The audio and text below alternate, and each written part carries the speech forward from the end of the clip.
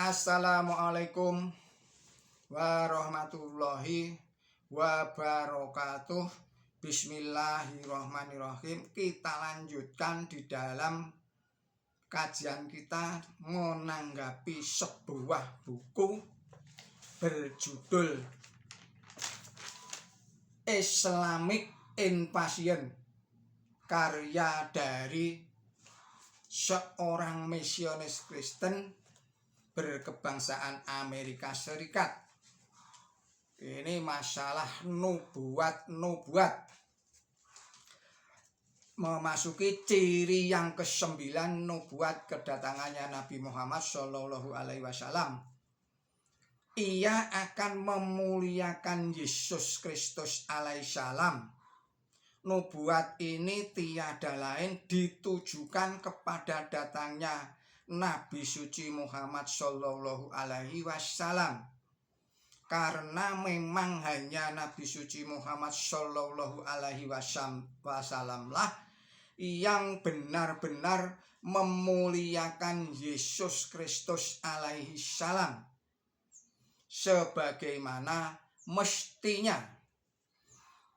Penghinaan terbesar yang dilakukan oleh kaum Yahudi ialah tuduhan kejam terhadap Maryam, ibundanya Yesus Kristus alaihissalam, bahwa beliau dituduh telah berbuat serong dan berbuat tidak senonoh, berbuat mesum, dan pengakuan palsu kaum Yahudi yang berkata telah membunuh Yesus Kristus alaihissalam di tiang palang salib sebagai telah membuktikan bahwa Yesus Kristus alaihissalam itu adalah pendusta. Dibantah oleh Nabi suci Muhammad Shallallahu Alaihi Wasallam di dalam Quran suci sebagai berikut. Terdapat di dalam surat An-Nisa surat 4 ayatnya 156 sampai dengan 160.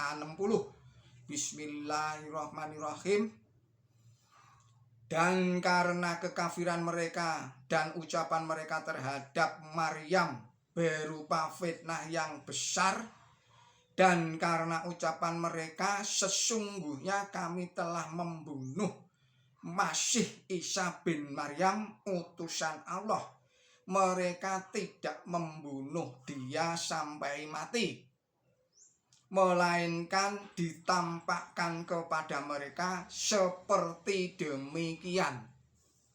Sesungguhnya orang-orang yang berselisih tentang itu, mereka berada dalam kebimbangan tentang itu.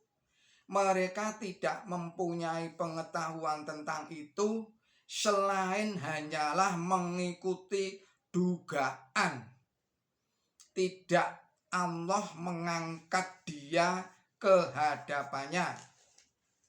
Dan Allah itu senantiasa yang maha perkasa, yang maha bijaksana, dan tidak mengimankan itu sebelum matinya, dan pada hari kiamat ia akan menjadi saksi terhadap mereka, karena kelaliman orang-orang Yahudi kami haramkan kepada mereka barang-barang yang baik-baik yang dahulu dihalalkan kepada mereka, dan pula karena mereka merintangi banyak orang dari jalan Allah. Surat An-Nisa ayat 4, saya ulangi lagi, surat An-Nisa surat nomor 4 ayatnya 156 dan sampai dengan 160. Kepercayaan tentang kematian Yesus Kristus alaihissalam di atas tiang palang salib adalah kelaliman terbesar dari kaum Yahudi. Maka dari itu Allah Subhanahu wa Ta'ala mengharamkan nikmat karunia samawi yang semula tampak merupakan hak keturunan keturunan mereka. Hal ini telah dinubuatkan oleh Yesus Kristus alaihissalam sebagai tercantum di dalam Perjanjian Baru, surat Matius 21 ayatnya 42 dan 43 sebagai berikut. Belum pernahkah kamu membaca kitab suci? Batu yang dibuang oleh tukang-tukang bangunan telah menjadi batu penjuru. Hal itu terjadi dari pihak Tuhan. Satu perbuatan ajaib di mata kita. Sebab itu aku berkata kepadamu bahwa kerajaan Allah akan diambil daripadaku dan akan diberikan kepada suatu bangsa yang akan menghasilkan buah kerajaan itu. Surat Matius 21 ayatnya 42 dan 43. Kepercayaan tentang matinya Yesus Kristus alaihissalam di atas tiang palang salib itu disuguhkan dan dibenarkan oleh umat Kristen. Jadi umat Kristen dan umat Yahudi sama-sama mempercayai kematian Yesus Kristus alaihissalam di atas kayu palang salib. Hanya bedanya menurut kaum Yahudi, hal itu dianggap sebagai bukti bahwa Yesus Kristus alaihissalam adalah pendusta besar, nabi palsu. Tetapi menurut umat Kristen, kematian Yesus Kristus alaihissalam di atas kayu palang salib itu dianggap sebagai bukti bahwa Yesus Kristus alaihissalam adalah anak Allah dalam arti yang sebenar-benarnya. Dalam kurung bukan kalam ibarat. Menganggap Yesus Kristus alaihissalam sebagai anak Allah adalah kepercayaan yang berlebih-lebihan. Dosa besar, hal itu merupakan suatu penghinaan, bukanlah suatu penghormatan. Maka dari itu Nabi suci Muhammad SAW menegur umat Kristen sebagai berikut. Terdapat di dalam surat An-Nisa surat 4 ayatnya 171. Bismillahirrahmanirrahim.